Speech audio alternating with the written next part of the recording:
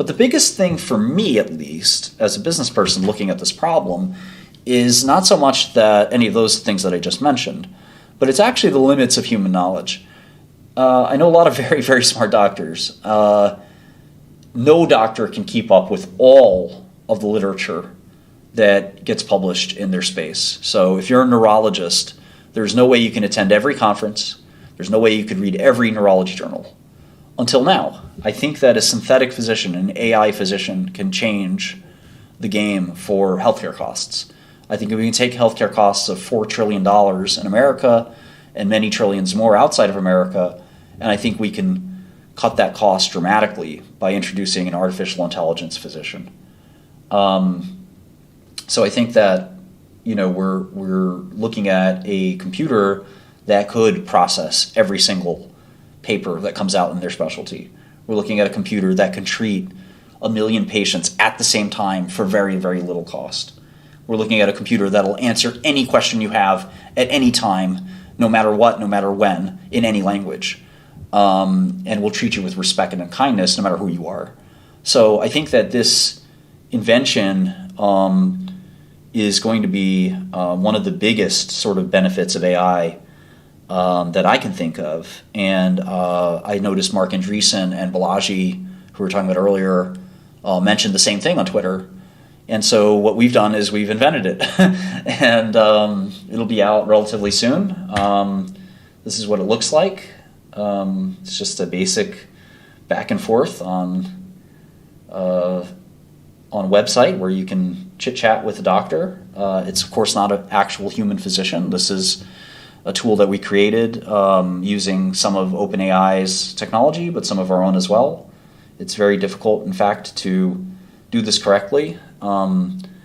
We called it for now Dr. Gupta. We're going to probably have a different name in the long run, but Dr. GPT is the name. So we figured Dr. Gupta is pretty close. The other name we have is Dr. Lim.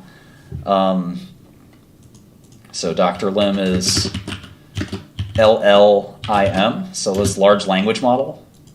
And so when you talk to Dr. Gupta or Dr. Lim, you have all kinds of other doctor personalities that are different specialists. So Dr. Gupta can forward you to a cardiologist, Dr. Goodman, and so forth and so forth.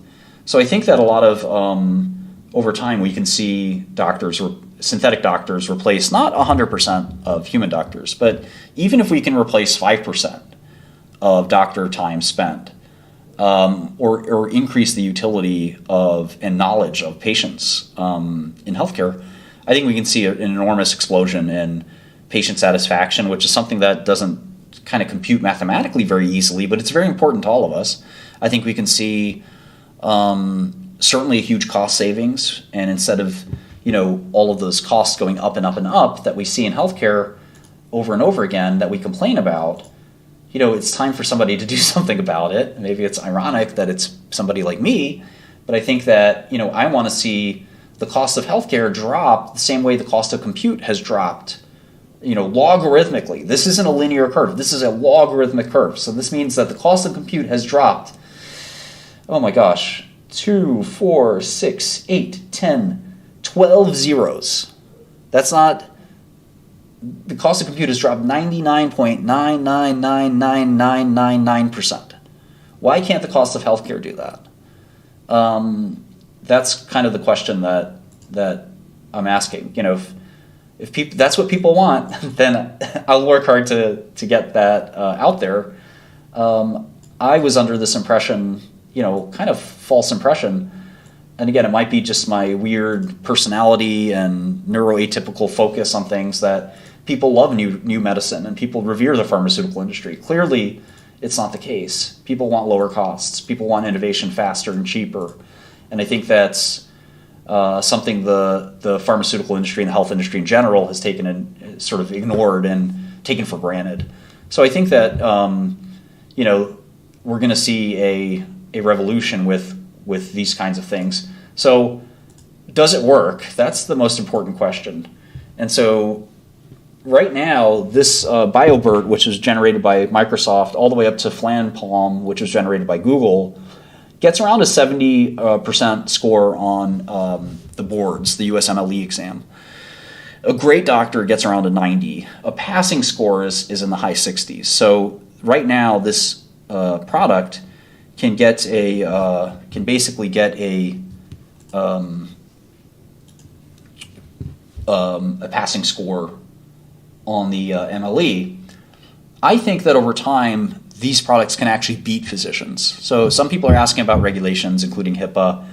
I think that if you think about one of the most, and some people have asked me in person about things like malpractice. Will somebody sue your app for malpractice? Well, I think that over time, a good analogy is actually self-driving cars, where you have the amount of civilian deaths due to traffic accidents around 50,000 per year in America.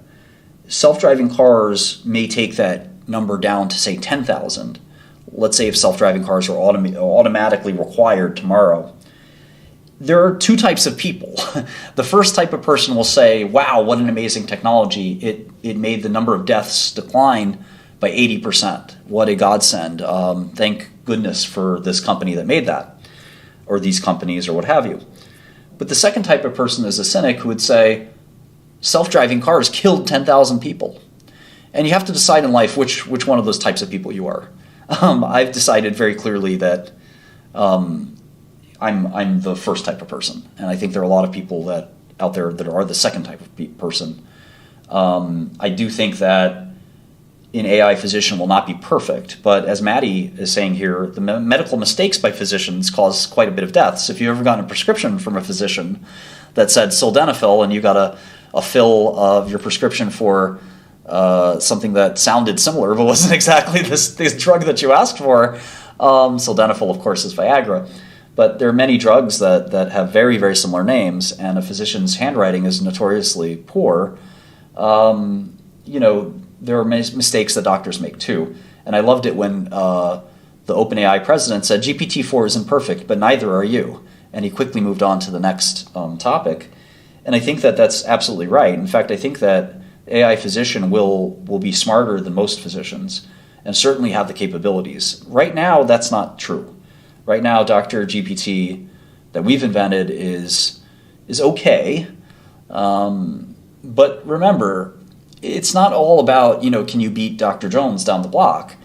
It's about, if I'm curious about the way asthma works at 2 a.m., can I message somebody and get a human answer that feels like a human answer, or do I have to troll through WebMD? Do I have to troll through all of these, resources that I don't know if they're any good? I don't know how to read them, and I can't ask it to explain it to me like I'm 5 years old. Some of these things are fairly complicated. And I certainly don't have somebody that will send me new articles that says, oh, I know you have asthma. There's a new paper that came out about asthma. I read it for you because I'm an AI, and here's what it says. And that's the kind of product that I think people will like a lot, and that's the kind of product that we're building. And yeah, I hope you enjoy watching it. As I kind of tend to live stream a lot of my life. So I'm working on that kind of product right now. The great team of friends and coworkers that are fabulous, including some AI experts and people who are rapidly becoming AI experts, because this is kind of a new field. But I think the GPT revolution is real. I think that it's the devil's in sort of the details of what we make with this tool. And I think healthcare is like, a good chunk of the economy. 22 million people work in healthcare in America. 25% of expenditures are related to healthcare. And we all want to have more equitable access to healthcare. It is true that wealthy people have tremendously more access to healthcare than people who are less wealthy. So if you look outside of America, even wealth disparities within America, but outside of America, if you want a doctor and you live in rural Pakistan and you want top flight medical advice, it's just not going to happen. But what's funny about rural Pakistan is even there people have phones. Even there they can get medical advice. So it's very important to us philosophically that our product is free, at least for some base usage amount. So that's something that we're kind of applying across all of our software products. It's kind of what we view as this third wave of software, which is kind of this usage or user-based software pricing model, which is, you like my product, you should be able to try it at your convenience. If you like it, you can start paying for it. If you don't like it, nothing ventured, nothing gained. And this is how AWS works and several other great products. So that's kind of our approach.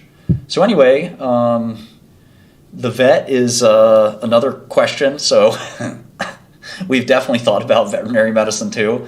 I think that as we get multimodal models, there's nothing stopping computers from being able to actually examine you physically, which is really a crazy thought, but I don't see why it wouldn't be possible. I made some jokes about this on Boys Cast, a little comedy podcast I join in sometimes on, and aside from the comedy, I do think that it's very realistic that, in fact, a good amount of, say, dermatological visits can be abstracted. It costs about $300 to get a physician to see you through telehealth. Our product will be somewhere between free and a fraction, and I mean a fraction, like 1/10 of that or 1/20, 30th of that, for what I view as basically the same result. So if that can cut healthcare costs by a significant amount, maybe that's the penance I can pay to society. Of course, I'm still a dyed-in-the-wool capitalist that's hoping to make many billions of dollars from this, and I'm looking forward to that. But I do think that there's a lot of opportunity with this. I do think the other big space is probably law, where we're going to see AI lawyers pretty quickly here. We're already using the product ourselves on stuff like that. So in any event, I hope that was helpful. That's the basic pitch. I don't know why I got sidetracked on that, but here is an attempt for me to feed Dr. GPT the entire body of epilepsy information.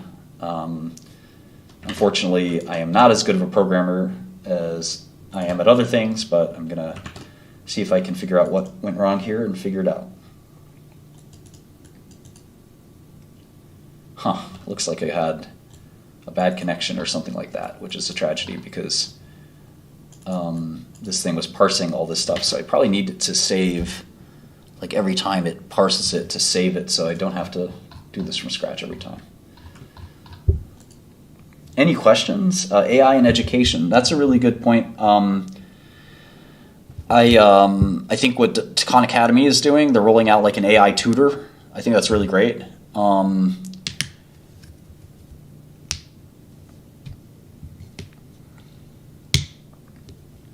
We definitely have a website.